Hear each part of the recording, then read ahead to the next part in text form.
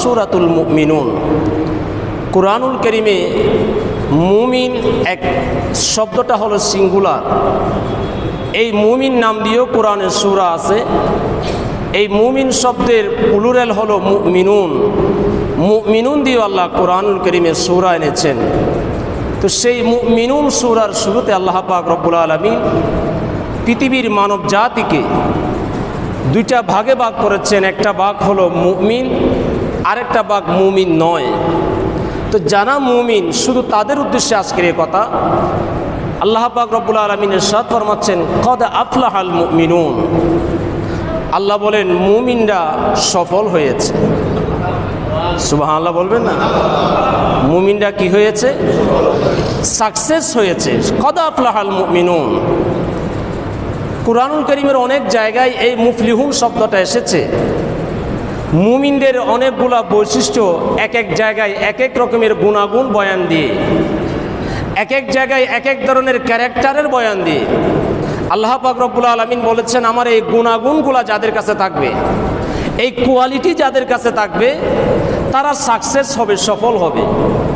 দুনিয়ার মানুষ আমরা যারা এই দুনিয়ার মধ্যে এসেছি, আমাদের জীবনের একটা সফলতা আছে। সেটা হলো আমরা যদি লেখাপড়া করে ভালো একটা পজিশনে যেতে পারি, সমাজের মানুষ বলে এই ছেলেটা লেখাপড়া করে সফল হয়েছে। দুনিয়ার মানুষ যখন একজন ব্যবসায়ী যখন ভালো ব্যবসা করে, সমাজের মানুষ বলে ইনি ব্যবসায়ী হিসাবে সফল হয়েছেন।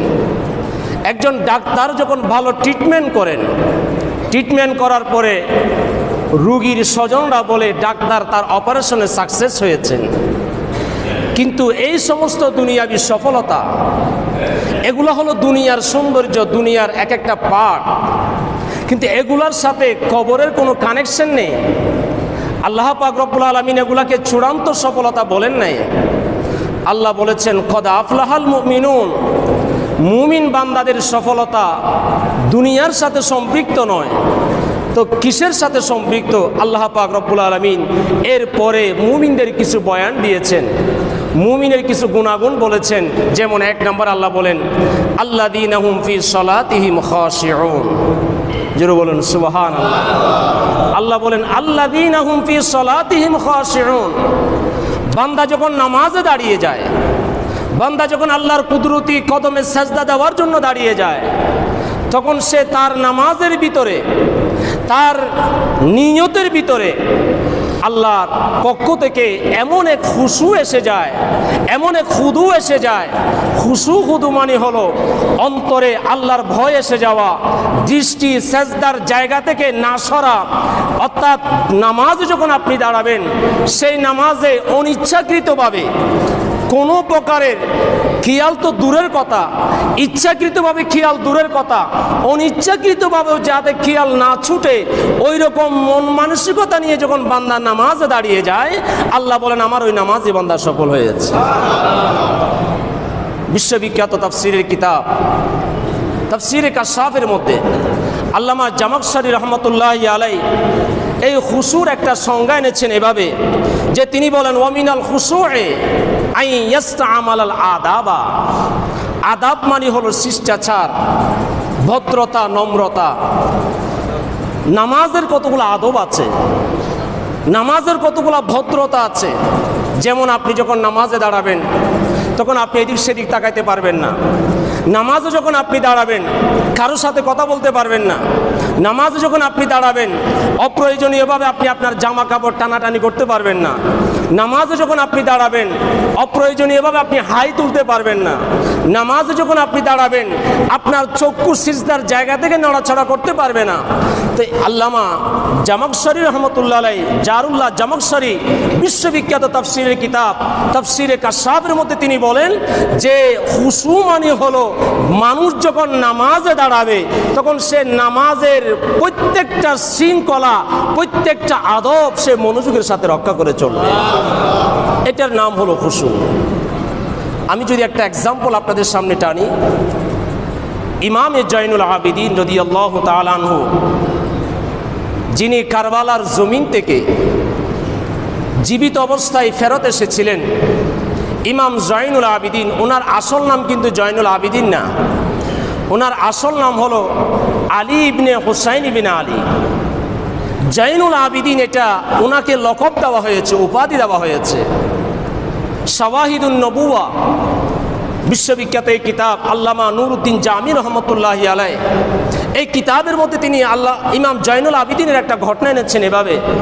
তিনি বলেন, ইমাম জয়নুল আবিদিন রাদিয়াল্লাহু তাআলা আনহু নামাজে দাঁড়ালে এত বেশি আল্লাহর ভয়ে প্রকম্পিত হয়ে যেতেন যে একবার ওনার জীবনে উনি যখন নামাজে দাঁড়ালেন, শয়তান সাফের বেশে ইমাম জয়নুল আবিদিনের কাছে এসে ওনার পুরা পাটাকে পেঁচিয়ে ফেলেছে। কিন্তু ইমাম জয়নুল আবিদিন সেদিকে তার নজর নাই, সেদিকে তার দৃষ্টি নাই। ইনি নামাজে এমনভাবে দাঁড়িয়েছেন, নামাজ শেষ করার পরে ওনাকে জিজ্ঞেস করা হলো যে হুজুর, আপনার পায়ে তো বিষাক্ত একটা সাপ আপনাকে পেঁচিয়ে ধরেছিল, আপনার কি কোনো খবর হয় নাই? তখন ইমাম জয়নুল আবিদিন বলেন যে, হে আমার নবীর সাহাবারা, আপনারা কি জানেন সাইয়েদনা জিবরিল আমিন আমার নবীকে প্রশ্ন করেছিলেন, মাল এহসান, এহসান কাকে বলে? আমার নবী জবাব দিয়েছিলেন, আনতা আবুদাল্লাহ কান্নাকা তারাহু, নামাজে এমনভাবে দাঁড়াবে যেন মনে হবে তুমি আল্লাহকে দেখতে পাচ্ছ। ফাইল্লাম তাকুন তারাহু, যদি তুমি আল্লাহকে না দেখো মনে রাখবে আল্লাহ তোমাকে দেখতেছেন। জোরে বলুন সুবহানাল্লাহ। এভাবে দাঁড়ানো, এটার নাম হলো খুশু। এই জন্য আল্লাহ তাআলা বলেন, আল্লাযীনা হুম ফি সলাতিহিম খাশিউন, আমার ওই সমস্ত বান্দারা সাকসেস যাদের নামাজে খুশু আছে। শুধু তাই না, কুরআনুল কারীমের এই আয়াতকে সামনে রেখে যদি আমরা একটু পিছনের দিকে যাই, সূরা বাকারার মধ্যে আল্লাহ তাআলা ইরশাদ ফরমাচ্ছেন, ওয়াস্তাঈনু বিস-সাবরি ওয়াস-সালাহ, যে হে আমার বান্দারা, আমি আল্লাহর কাছে তোমরা সাহায্য চাও নামাজ এবং ধৈর্যের মাধ্যমে। জোরে বলুন সুবহানাল্লাহ। নামাজ এবং ধৈর্যের মাধ্যমে আল্লাহর কাছে সাহায্য চাও। যে কোনো বিপদে, যে কোনো বিপদ সংকুল পরিবেশে আপনি যখন আটকে যাবেন, দুনিয়ার কোনো মানুষ যখন আপনাকে সাহায্য করতে পারবে না, সব দরজা যখন আপনার জন্য ক্লোজ হয়ে যাবে, ওই সময় আপনি নামাজে তাহাজ্জুদে দাঁড়িয়ে যান, আল্লাহকে সব কথা মনে মনে বলেন, দুই ফুটা চোখের পানি পেলেন। আল্লাহ বলেন, এই যে দৃশ্য, এটা ওয়াইন্নাহা লাকাবীরাতুন, এটা বড় কঠিন কাজ, এটা সবার পক্ষে সম্ভব না, তবে ইল্লা আলাল খাশিঈন, যাদের ভিতরে খুশু আছে, এটা আমার ওই সমস্ত বান্দাদের জন্য বড় সহজ একটা কাজ। এই জন্য আল্লাহ তাআলা বলেন, আল্লাযীনা হুম ফি সলাতিহিম খাশিউন, মুমিন সফল হওয়ার এটা হলো এক নম্বর অস্ত্র। দ্বিতীয় নম্বর, আল্লাহ পাক রব্বুল আলামিন বলেন, আমি খুব সংক্ষেপে কথাগুলো বলবো, কারণ একটা আয়াতের উপর যদি কথা বলতেই থাকি কথা শেষ হবে না। কারণ কুরআনুল কারীম এটা হলো একটা সাগর, মহাসমুদ্র। এখানে একটুখানি বলা মানে হলো মহাসমুদ্রে একটা ডিল ছুটা মাত্র। সেই মহাসমুদ্র নিয়ে কথা বলতে গেলে জ্ঞান আমারটা শেষ হবে শুধু তা না, হায়াতও আমার শেষ হয়ে যাবে। এটা হলো আল্লাহর কোরআনের মুজিজা। জোরে বলুন সুবহানাল্লাহ। আল্লাহ পাক রব্বুল আলামিন এরপর আয়াতে বলেন, ওয়াল্লাযীনা হুম আনিল লাগবি মুরিদুন, যে আমার ওই সমস্ত মুমিনরা সফল যারা অপ্রয়োজনীয়ভাবে, অহেতুক, অনর্থক কোনো কথা বলে না, যে কথায় কোনো ফায়দা নাই, যে কথা বললে কোনো সওয়াব হবে না, যে কথা বললে কোনো গুনাহ হবে না, বরঞ্চ কোনো ইমাম বলেছেন যে এমন কতগুলা কথা আছে যে কথায় সওয়াব তো দূরের কথা, বরং গুনাহ হওয়ার আশঙ্কা রয়েছে। তো যে কথায় কোনো সওয়াব নাই, ওই সমস্ত কথা থেকে যারা বেঁচে থাকে, অনর্থক কথা থেকে যারা বেঁচে থাকে, আল্লাহ বলেন আমার ওই সমস্ত মুমিন বান্দারা সফল হয়েছে। ওয়াল্লাযীনা হুম আনিল লাগবি মুরিদুন ওয়াল্লাযীনা হুম লিয-যাকাতি ফাঈলুন। এরপর আল্লাহ তাআলা বলেন আমার ওই সমস্ত বান্দারা সফল, আমার ওই সমস্ত বান্দারা সাকসেস হয়েছে যারা নেশাব পরিমাণ যাকাত ওয়াজিব হওয়ার পরে, ফরজ হওয়ার পরে যাকাত যথাসময়ে আদায় করেছে। এটা তো আপনারা সহজে বুঝে গেলেন, এটা নিয়ে বেশি কথা বলবো না। এরপর আয়াত আল্লাহ তাআলা বলেন, ওয়াল্লাযীনা হুম লিয-যাকাতি ফাঈলুন ওয়াল্লাযীনা হুম লিফুরুজিহিম হাফিজুন। এটা হলো একজন মানুষের জীবনে, এগুলোতে একটার চেয়ে একটা গুরুত্বপূর্ণ, কোনোটা বাদ দিয়ে কোনোটাকে কম গুরুত্বপূর্ণ মনে করার সুযোগ নাই, একটার চেয়ে একটা গুরুত্বপূর্ণ। কিন্তু এই আয়াতে কারিমায় আল্লাহ তাআলা ইরশাদ ফরমাচ্ছেন যে আমার ওই সমস্ত মুমিন বান্দারা সফল, আমার ওই সমস্ত মুমিন বান্দারা আমি আল্লাহর দরবারে স্থায়ীভাবে সফল হয়েছে যারা তাদের জবান এবং লজ্জাস্থানকে হেফাজত করেছে, শরমের জায়গাকে যারা হেফাজত করেছে। কিভাবে হেফাজত? শরীয়ত আপনাকে যে বাইন্ডিং দিয়েছে, ইসলামী শরীয়ত আপনাকে যে বিধান দিয়েছে, যে সীমারেখা, যে হদ আপনার জন্য নির্ধারিত, সেই সীমারেখার বাহিরে না যাওয়া, সীমারেখার ভিতরে থেকে যাওয়া। এই জন্য সহিহ বুখারী শরীফের মধ্যে একটা হাদিসে মুবারাকা এসেছে। এই হাদিসটা মিশকাত শরীফ সহ অসংখ্য হাদিসের কিতাবে আছে। আল্লাহর পিয়ারা হাবিব সাল্লাল্লাহু আলাইহি ওয়াসাল্লামের এই হাদিসে মুবারাকা হযরত সাহাল ইবনে সাআদ রাদিয়াল্লাহু তাআলা আনহু হাদিসটা বয়ান করছেন। তিনি বলেন, আমার নবী বলেছেন যে কোনো মানুষ যদি, আল্লাহ রসুল বলেন, আমার কোনো উম্মত যদি তার এই জবান এবং তার লজ্জাস্থানকে আমি নবীর কাছে আমানত রাখে, সুবহানাল্লাহ বলবেন না? জবান এবং লজ্জাস্থান মাইন্ড করবেন না, শব্দটা আমি বুঝার জন্য এভাবেই বলতে হবে। আল্লাহ রসুল বলেন, যদি এই দুইটা অঙ্গ যদি কেউ আমার কাছে আমানত রাখে, আমানত কিভাবে রাখা? আল্লাহ তাআলা সূরা হাশরের মধ্যে বলেছেন, মা আতাকুমুর রাসূল, হে আমার বান্দারা শোনো, আমার রসুল তোমাদেরকে যা কিছু দিয়েছেন, ফাহুজুহু, তোমরা সেগুলা গ্রহণ করো। ওয়ামা নাহাকুম আনহু ফান্তাহু, রসুল যা যা ছেড়ে দিতে বলেছেন, নবী যা যা করতে নিষেধ করেছেন, এগুলা উতরুক, এগুলা ছেড়ে দাও। তো রসুল যেটাকে হালাল বলেছেন সেটাকে হালাল হিসাবে মেনে নেওয়া, নবী যেটাকে হারাম করেছেন সেটাকে হারাম হিসাবে মেনে নেওয়া, এটার নাম হলো আমার নবীর কাছে আমানত রাখা। আমার নবী বলেছেন এটা অবৈধ কাজে ব্যবহার করা যাবে না, অন্যায় কাজে জবান ব্যবহার করা যাবে না, অন্যায় কাজে শরমের জায়গা ব্যবহার করা যাবে না। রসুল বলেন, এই দুইটা জায়গা তুমি আমি নবীর কাছে আমানত দাও, আমি রসুল আজমানুল জান্নাহ, আমি তোমার জান্নাতের জিম্মাদার হয়ে যাব।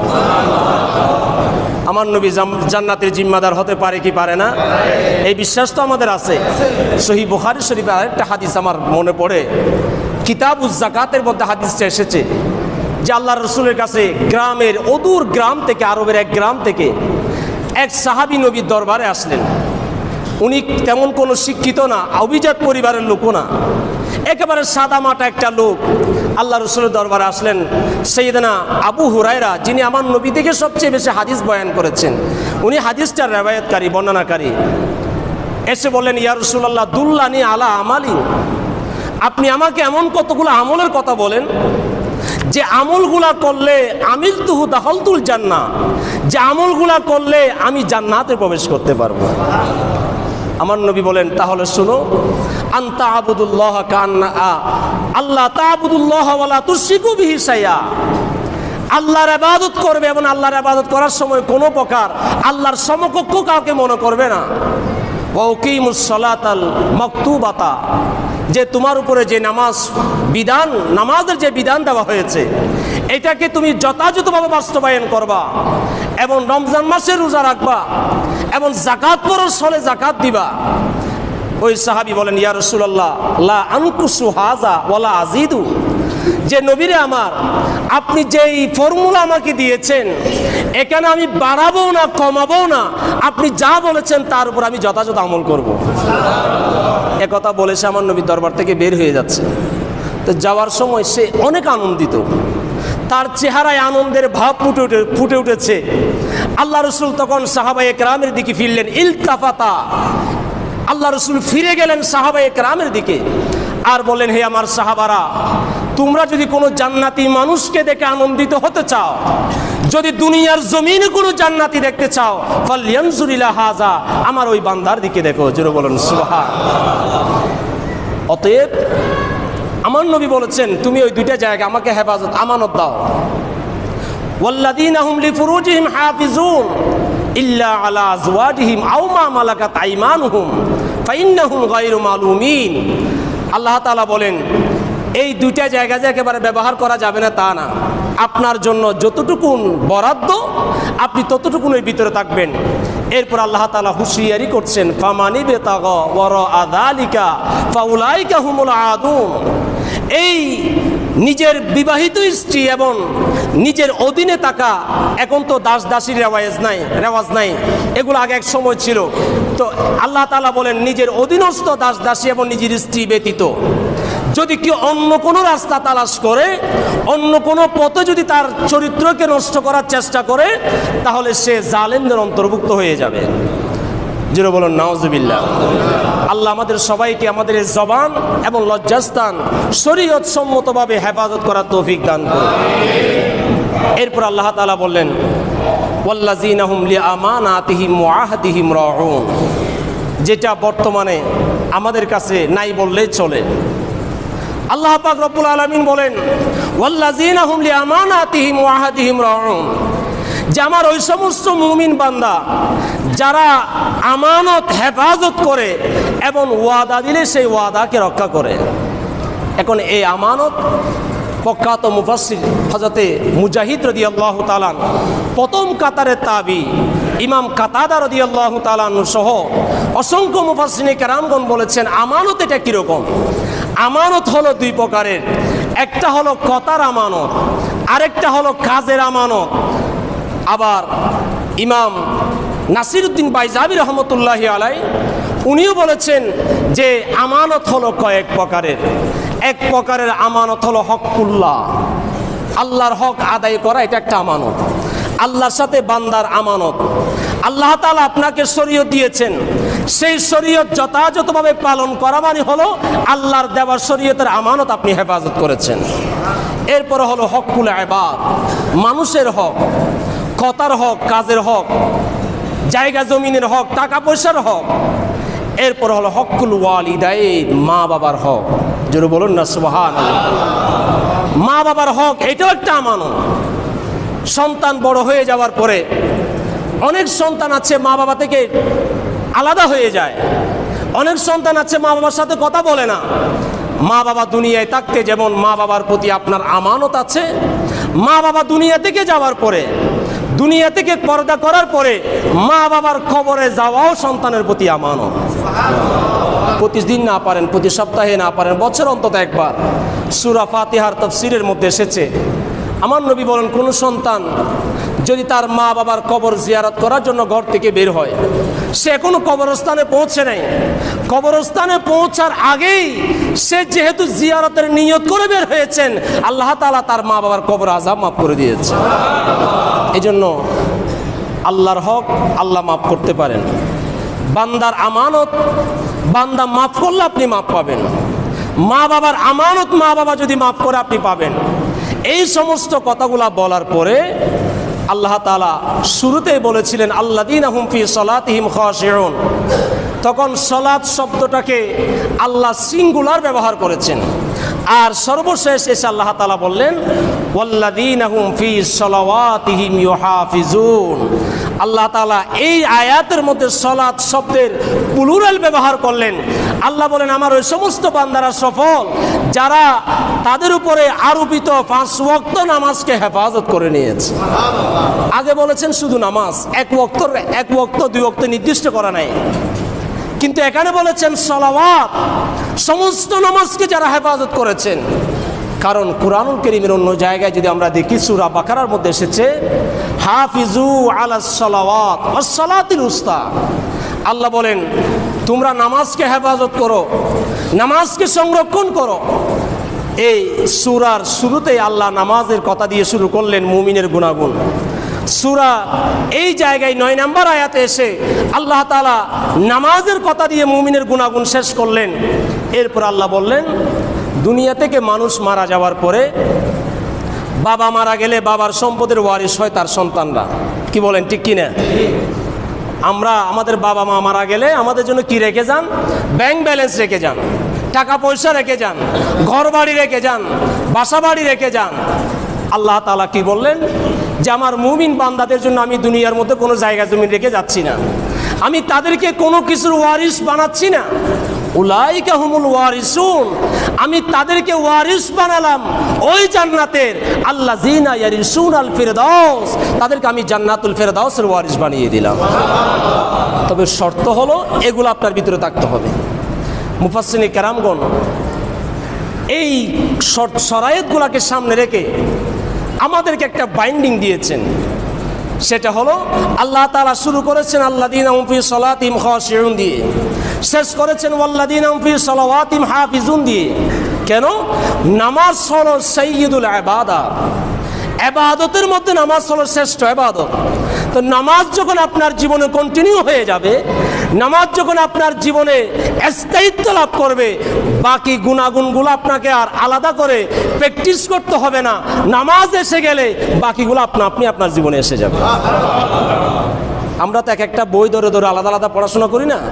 কিছু পড়াশোনা আছে যে একটা পড়লে 10টা লেখা যায়। আমরা এসএসসি পরীক্ষায় সেরকম পড়েছিলাম। ইংরেজি রচনা শেখার সময় স্যাররা আমাদেরকে বলতেন একটা শিখলে 5টা লেখা যায়, কিয়াস করে করে লিখো। ঠিক তদরূপভাবে এই জায়গার মধ্যে আল্লাহ তাআলা বলছেন যে নামাজ যদি এসে যায়, নামাজ যদি কারো জীবনে কন্টিনিউ হয়ে যায়, তাহলে তার আমানতদারিতা নিয়ে প্রশ্ন তুলতে হবে না, তার লজ্জাস্থানে হেফাজত নিয়ে প্রশ্ন তুলতে হবে না, তার গুনাহ নিয়ে প্রশ্ন তুলতে হবে না। এই জন্য সাইয়েদনা ফারুক আযম রাদিয়াল্লাহু তাআলা আনহু তাফসীরে মাজহারের মধ্যে এসেছে, ইমাম তিরমিজি তার তিরমিজি শরীফের মধ্যে বয়ান এনেছেন এভাবে। সাইয়েদনা ফারুক আযম রাদিয়াল্লাহু তাআলা আনহু বলেন, আমার নবীর কাছে যখন ওহী আসতো তখন রাসূল পাকের পাশে যারা বসা থাকতেন এরা ওহী নাজিল হওয়ার সময় আমার নবীর কাছ থেকে গুনগুন মৌমাছির আওয়াজের নিয়ে কিছু আওয়াজ শুনতে পেতেন। আল্লাহ রসুল কাছে যখন ওহী এগুলো আসলো, আয়াত এগুলো যখন আসলেন, সাহাবায়ে কেরাম ফারুক আজম জিজ্ঞেস করলেন আমার নবীর কাছে আজকে কি ওহী এসেছে? তখন আল্লাহর হাবিব আসমানের দিকে হাত তুললেন, কিবলামুখী হলেন, আল্লাহর কাছে দোয়া করলেন আল্লাহুম্মা জিদনা, হে আল্লাহ আপনি আমাদেরকে বাড়িয়ে দেন, আপনি আমাদেরকে কম দিবেন না, আপনি আমাদেরকে সম্মানিত করেন, আপনি আমাদেরকে লাঞ্ছিত করবেন না, আপনি আমাদেরকে সন্তুষ্ট রাখেন, আমরা আপনার উপর সন্তুষ্ট হব। এইভাবে যখন আল্লাহ রসুল দোয়া করলেন, দোয়া করার পরে বললেন, হে আমার সাহাবারা, আল্লাহ পাক রব্বুল আলামিন সূরা মুমিনুনের এই আয়াতগুলো আমি নবীর উপর নাজিল করেছি। তাফসীরে মাজহারের মধ্যে আরেকটা রিওয়ায়াত এসেছে, ইবনে কাসিরও এসেছে রিওয়ায়াতটা। সেটা হলো আল্লাহ রসুলকে মায়েশা সিদ্দিকা রাদিয়াল্লাহু তাআলা আনহাকে সাহাবায়ে কেরাম প্রশ্ন করলেন আমার নবীর আখলাক কেমন ছিল। যে মায়েশা সিদ্দিকা জবাব দিলেন নবীর চরিত্র কোরআনের মতো। এটা বলার পরে তিনি সূরা মুমিনুনের এই 10টা আয়াত তেলাওয়াত করলেন। সুবহানাল্লাহ বলবেন না? এই 10টা আয়াত তেলাওয়াত করার পরে মায়েশা সিদ্দিকা বলেন, ও আমার নবীর সাহাবারা, এই 10 আয়াতে যা যা যেভাবে যেভাবে বর্ণনা করা হয়েছে আমার নবীর জীবনে সেটা পরিপূর্ণভাবে ছিল। অতএব আমি শেষ কথা, সময় আমাদেরকে বড় তাড়া করে, আমি শেষ কথা বলবো এটাই যে আসুন আমরা সূরা মুমিনুনে যে আল্লাহ তাআলা আমাদের জন্য মুমিন সফল হওয়ার জন্য, দুনিয়ার সফলতা যদি সফল হতো আমাদের জন্য কবরের জগতের কোনো প্রয়োজন ছিল না, আমাদের জন্য আখিরাতের কোনো প্রয়োজন ছিল না। আমার নবী বলেন আদ-দুনিয়া মাযরাআতুল আখিরা, কবর এটা দুনিয়া হলো শস্য ক্ষেত। একজন কৃষক যেভাবে নির্ধারিত সময় পর্যন্ত পরিশ্রম করার পরে ফসল ঘরে তুলে আনে, এই দুনিয়াটা হলো সেরকম। এখানে নির্ধারিত একটা সময় আমরা অতিবাহিত করি, নির্ধারিত একটা সময় আমরা মায়ের গর্ভে ছিলাম, সেখান থেকে দুনিয়াতে আসলাম।